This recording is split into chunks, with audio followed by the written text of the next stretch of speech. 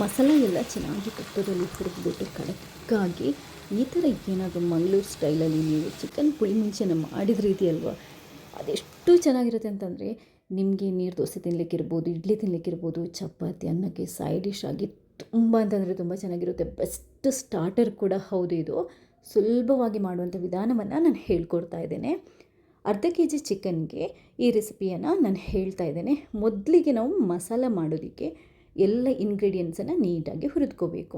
ತುಪ್ಪ ಹಾಕಿ ಫಸ್ಟ್ ಸ್ವಲ್ಪ ಕರಿಬೇವು, ಒಂದು ಸ್ವಲ್ಪ ಈರುಳ್ಳಿಯನ್ನು ಹಾಕಿ ಚೆನ್ನಾಗಿ ಹುರಿದ್ಕೊಳ್ಳಿ. ಇದನ್ನ ನಾವು ಎಷ್ಟು ಚೆನ್ನಾಗಿ ಹುರಿದ್ಕೊತೀವೋ ಅಷ್ಟು ಸೂಪರಾಗಿ ಬರುತ್ತೆ. ಎಲ್ಲ ಮಸಾಲನ ನಾವು ಡೀಪ್ ಫ್ರೈ ಮಾಡಬೇಕು, ಆವಾಗಲೇ ಆ ಫ್ಲೇವರ್ ಅದ್ಭುತವಾಗಿರುವಂಥದ್ದು. ಇದು ನನ್ನ ಅತ್ತೆಯೊಬ್ಬರು ನನಗೆ ಹೇಳ್ಕೊಟ್ಟಿರುವಂಥ ರೆಸಿಪಿ. ಆ್ಯಕ್ಚುಲಾಗಿ ನಾಟಿ ಕೋಳಿಗೆ, ಊರ ಕಡೆ ಕೋಳಿಗೆ ಈ ಥರ ಮಾಡಿದರೆ ತುಂಬ ಚೆನ್ನಾಗಿರುತ್ತೆ. ಫಸ್ಟ್ ಈರುಳ್ಳಿ ಮತ್ತು ಕರಿಬೇವನ್ನು ಹುರಿದಾದ ನಂತರ ಮತ್ತು ಅದೇ ಬಾಣಲಿಗೆ ಸ್ವಲ್ಪ ತುಪ್ಪ ಹಾಕಿ ಒಂದು 4 ಚಮಚ ಕೊತ್ತಂಬರಿ ಬೀಜ, 1 ಚಮಚ ಜೀರಿಗೆ, 1/4 ಚಮಚದಷ್ಟು ಮೆಂತೆ, ಆಮೇಲೆ 1 ಚಮಚದಷ್ಟು ಕಾಳು ಮೆಣಸನ್ನು ಹಾಕಿ ಇದನ್ನು ಕೂಡ ತುಂಬ ಚೆನ್ನಾಗಿ ಹುರಿದ್ಕೋಬೇಕು. ಡೀಪ್ ಫ್ರೈ ಆಗಬೇಕು.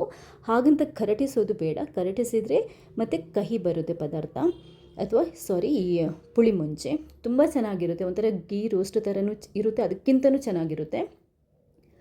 ಕೊನೆಯದಾಗಿ ಒಂದು 20-25 ಮೆಣಸನ್ನು ನಾನು ಹಾಕ್ತಾಯಿದ್ದೀನಿ. ಒಂದು ಸ್ವಲ್ಪ ಬ್ಯಾಡಗಿ ಮತ್ತು ನಾನು ಗುಂಟೂರು ಮೆಣಸನ್ನು ಸೇರಿಸ್ಕೊಂಡು ಹಾಕ್ತಾಯಿದ್ದೀನಿ. ಊರ ಕಡೆ ನಾವು ಮಂಡೆ ಮುಂಚಿ ಅಂತ ಹೇಳ್ತೀವಿ, ರೌಂಡ್ ಬರುತ್ತಲ್ವ, ಅದನ್ನು ಕೂಡ ಹಾಕ್ಕೊತೀವಿ. ಅದು ಅದ್ಭುತ ಫ್ಲೇವರ್ ಕೊಡುತ್ತೆ. ಅದಿರಲಿಲ್ಲ, ಆದ್ದರಿಂದ ನಾನು ಈ ಮೆಣಸನ್ನು ಹಾಕಿ ಕ್ಲೀನಾಗಿ ಹುರಿದ್ಕೊತಾ ಇದ್ದೇನೆ. ಆ್ಯಕ್ಚುಲಾಗಿ ಬೆಳ್ಳುಳ್ಳಿನ ಈರುಳ್ಳಿ ಹುರಿಯುವಾಗಲೇ ಹಾಕಬೇಕಿತ್ತು, ಬಟ್ ನಾನು ಮೆಣಸು ಹುರಿಯುವಾಗ ಹಾಕ್ಕೊಂಡೆ ಒಂದು 7-8 ಬೆಳ್ಳುಳ್ಳಿ, ತೊಂದರೆ ಇಲ್ಲ. ಸ್ವಲ್ಪ ತಣ್ಣಗಾದ ನಂತರ ಇದೆಲ್ಲ ಇಂಗ್ರೀಡಿಯೆಂಟ್ಸನ್ನು ಮಿಕ್ಸಿಗೆ ಹಾಕ್ಕೊಳ್ಳಿ. ಸ್ವಲ್ಪ ಹುಣಸೆಹಣ್ಣು, ಸ್ವಲ್ಪ ಅರಿಶಿನ, ನೀರನ್ನು ಹಾಕ್ಕೊಂಡು ನುಣ್ಣಗೆ ನಾವು ಇದನ್ನ ರುಬ್ಬಿ ಪೇಸ್ಟ್ ಮಾಡ್ಕೋಬೇಕಾಗುತ್ತೆ. ಹಾಗೆಯೇ ಒಂದು ಕೆಲಸ ಮಾಡ್ಬೋದು, ನಾವು ಅಷ್ಟೊತ್ತಿಗೆ ತುಪ್ಪನ ಹಾಕಿಬಿಟ್ಟು ಒಂದು ಪಾತ್ರೆಗೆ, ಬಾಣಲೆಗೆ ಚೂರು ಬಿಸಿ ಮಾಡಿಕೊಂಡು ಚೆನ್ನಾಗಿ ಈ ಈರುಳ್ಳಿನ ನಾವು ಫ್ರೈ ಮಾಡ್ಕೋಬೇಕು. ಯಾಕಂತಂದರೆ ನಾವು ಚಿಕನ್ ಬೇಯಿಸ್ಕೋಬೇಕಲ್ವ. ಸೊ ಕ್ಲೀನಾಗಿ ಈರುಳ್ಳಿನ ಬಾಡಿಸ್ಕೊಳ್ಳಿ. ಈರುಳ್ಳಿ ಒಂದು ಸ್ವಲ್ಪ ಕೆಂಪಾಗಬೇಕು. ಅದಾದ ನಂತರ ಒಂದು ಅರ್ಧ ಕೆ ಜಿಯಷ್ಟು ಚಿಕನನ್ನು ಕ್ಲೀನಾಗಿ ತೊಳೆದ್ಬಿಟ್ಟು ನೀರನ್ನು ಕರೆಕ್ಟಾಗಿ ಹಿಂಡಿ ಹಾಕ್ಕೊಳ್ಳಿ. ನೀರು ಜಾಸ್ತಿ ಇದ್ದರೆ ಸರಿಯಾಗಿ ಬರಲ್ಲ. ಚಿಕನಲ್ಲಿ ಕೆಲವೊಂದು ಸರಿ ನೀರು ತುಂಬ ಬಿಟ್ಕೊಡುತ್ತಲ್ವ, ಅದರಿಂದ ಹಾಕ್ಕೊಳ್ಳುವಾಗಲೇ ಹಿಂಡಿ ಹಾಕ್ಕೊಳ್ಳಿ. ಅದಾದ ನಂತರ ಉಪ್ಪನ್ನು ಹಾಕಿ ಇದೊಂದು ಸರಿ ಮಗುಚಿ ಮುಚ್ಚಿಟ್ಟು ನಾವು ಬೇಯಲಿಕ್ಕೆ ಬಿಡೋಣ. ಫಸ್ಟ್ ಸ್ವಲ್ಪ ಬೇಯಲಿ. ಅಷ್ಟೊತ್ತಿಗೆ ನಾವು ಮಸಾಲೆನ ರುಬ್ಬಿ ರೆಡಿ ಇಟ್ಕೊಂಡಿದ್ದೀವಿ. ನೋಡಿ, ಈ ಥರ ಮಸಾಲೆ ರೆಡಿ ಆಗಬೇಕು. ಇದಾದ ನಂತರ ನೀವು ಚಿಕನನ್ನು ಬೇಯಿಸ್ತಾ ಇರ್ತೀರಲ್ವ, ನಡುವೆ ಒಂದು ಸರಿ ಮಗುಚ್ತಾ ಇರಿ. ಕೆಲವೊಂದು ಸರಿ ಚಿಕನ್ ತುಂಬ ಡ್ರೈ ಇದ್ದರೆ ತಳ ಹಿಡಿಯುತ್ತೆ. ಅದರಿಂದ ಚಿಕನ್ ಕರೆಕ್ಟಾಗಿ, ಕೋಳಿ ಕರೆಕ್ಟಾಗಿ ಬೆಂದ ನಂತರ ಈ ಮಸಾಲನ ಹಾಕೋಬೇಕು. ಅಂದರೆ ಒಂದು ಅಟ್ಲೀಸ್ಟ್ ಒಂದು 80% ಆದರೂ ಬೇಯಬೇಕು. ಅದಾದ ನಂತರ ಮಸಾಲದಲ್ಲಿ ಸ್ವಲ್ಪ ಬೇಯುತ್ತೆ, ತೊಂದರೆ ಇಲ್ಲ. ಈ ಮಸಾಲ ಹಾಕ್ಕೊಳ್ಳುವಾಗ ತುಂಬ ನೀರು ಹಾಕ್ಕೊಳ್ಳೋದಕ್ಕೆ ಹೋಗೋದು ಬೇಡ. ಒಂದು ಸ್ವಲ್ಪ ನೀರು ಹಾಕಿದರೆ ಸಾಕು. ತುಂಬ ತೆಳ್ಳಗಾದರೆ ಇದಷ್ಟು ರುಚಿಯಾಗಿ ಬರಲ್ಲ. ಯಾಕಂತಂದರೆ ನಾವು ತುಂಬ ಹೊತ್ತು ಕುದಿಸ್ಕೋಬೇಕಾಗುತ್ತೆ, ಆ ನೀರು ಡ್ರೈ ಆಗೋ ತನಕ. ಇಲ್ದಿದ್ರೆ ಆ ಟೇಸ್ಟ್ ಬರಲ್ಲ. ಮತ್ತು ಚಿಕನ್ ತುಂಬ ಮೆತ್ತಗಿದ್ರೆ ಅವಾಗ ಅದು ಪುಡಿ ಪುಡಿಯಾಗಿ ಹೋಗುತ್ತೆ. ಆದರೆ ನಾಟಿ ಕೋಳಿ ಆದರೆ ತೊಂದರೆ ಇಲ್ಲ, ನೀರು ಸ್ವಲ್ಪ ನಾವು ಜಾಸ್ತಿ ಹಾಕಿದ್ರು, ಊರಿನ ಕೋಳಿ ಆದರೆ ಅದು ಚೆನ್ನಾಗಿ ಬೇಯಲಿಕ್ಕೆ ಹೆಲ್ಪ್ ಆಗುತ್ತೆ.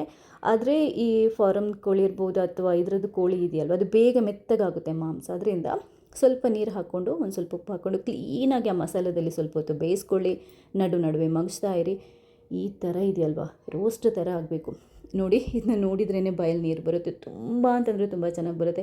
ಅಟ್ಲೀಸ್ಟ್ ಒಂದು ನೀವು 5-8 ನಿಮಿಷ ಆದರೂ ಈ ಮಸಾಲದಲ್ಲಿ ಮೀಡಿಯಮ್ ಉರಿ ಇಟ್ಕೊಂಡು ಚೆನ್ನಾಗಿ ಕುದಿಸಿದ್ರೆ ಆ ಮಸಾಲ ಚಿಕನ್ಗೆ ಎಳೆದ್ಬಿಟ್ಟು ತುಪ್ಪದ ಫ್ಲೇವರ್, ಮಸಾಲ ಫ್ಲೇವರ್ ಎಷ್ಟು ಚೆನ್ನಾಗಿರುತ್ತೆ ಅಂತಂದರೆ ಊಟಕ್ಕೆ ಚೆನ್ನಾಗಿರುತ್ತೆ. ನೀರು ದೋಸೆಗಂತೂ ಅಲ್ಟಿಮೇಟ್ ಕಾಂಬಿನೇಷನ್. ಇಡ್ಲಿ, ಚಪಾತಿ ಏನು ಬೇಕಾದರೂ ತಿನ್ಬೋದು. ವೀಕೆಂಡ್ಗಳಲ್ಲಿ ಪಾರ್ಟಿ ಮಾಡೋರಿಗೂ ಬೆಸ್ಟ್ ಇರುತ್ತೆ, ತುಂಬ ಚೆನ್ನಾಗಿರುತ್ತೆ. ಒಂದ್ಸರಿ ಖಂಡಿತವಾಗ್ಲೂ ಟ್ರೈ ಮಾಡಿ. ಹಾಗೆಯೇ ನೀವು ಯಾವ ಥರ ಈ ರೆಸಿಪಿನ ಮಾಡಿದ್ದೀರಾ ಅಥವಾ ಮಾಡ್ತೀರಾ ಅನ್ನೋದನ್ನು ಕೂಡ ಕಮೆಂಟ್ ಮೂಲಕ ತಿಳಿಸಿ. ಇಷ್ಟ ಆದರೆ ಲೈಕ್ ಮಾಡಿ. ನೀವು ಮಾತ್ರ ನೋಡೋದಲ್ಲ, ಬೇರೆಯವ್ರಿಗೆ ಶೇರ್ ಮಾಡೋದನ್ನು ಮರಿಬೇಡಿ. ನೆಕ್ಸ್ಟ್ ಯಾವ ರೆಸಿಪಿ ಹಾಕಬೇಕು ಅಂತ ಕೂಡ ಕಮೆಂಟ್ ಮಾಡಿ. ಥ್ಯಾಂಕ್ಸ್ ಎಲ್ರಿಗೂ.